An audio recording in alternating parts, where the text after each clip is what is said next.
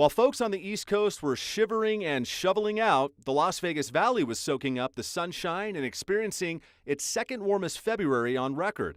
And March 1st set a new daily record high at 86 degrees. That wasn't confined to locally around Vegas. So Phoenix, Salt Lake City, Albuquerque, and a whole bunch of other places around the Southwest all had their warmest winters on record. A recent study from the scientists at Climate Central suggests warmer and shorter winters aren't just an anomaly, they're a trend that will continue well into the future. Researchers examined weather data from 245 cities, comparing the coldest consecutive days between 1970 and 1997 to the frequency of those temperatures between 1998 and 2025. They say for 80% of the cities studied, winter was an average of 9 days shorter. Juneau, Alaska lost the most days with 62 days, while winter in Eureka, California grew 50 days longer.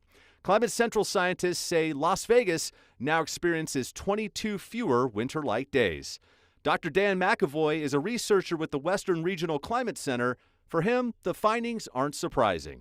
I think it's pretty universally agreed upon, and their data supports it, that we are having warmer winters in general. And it's not just about climate change. We also have the urban heat island impacts in places like Las Vegas and where I'm at in Reno, where the urbanization of the city is really making it even warmer on top of climate change. NOAA weather records show back in 1948, Las Vegas saw 90 days with low temperatures at or below freezing.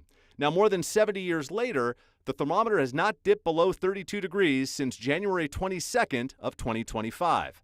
The National Weather Service's latest 30-year survey shows temperatures climbing by at least a half degree between 1981 and 2020. And this year is also turning out to be pretty remarkable with how low the snowpack is in the Colorado River Basin. Looking at some numbers in the upper Colorado, it's the lowest snowpack in at least 40 years. He says the Rocky Mountains are seeing their worst snowpack in 40 years or more, and that creates challenges for those who rely on the water it generates. And now we're seeing more runoff happening during the middle of the winter, which is introducing water management challenges, especially for areas that have to manage not just making sure the reservoirs are full enough to avoid drought conditions, but also to worry about flood conditions.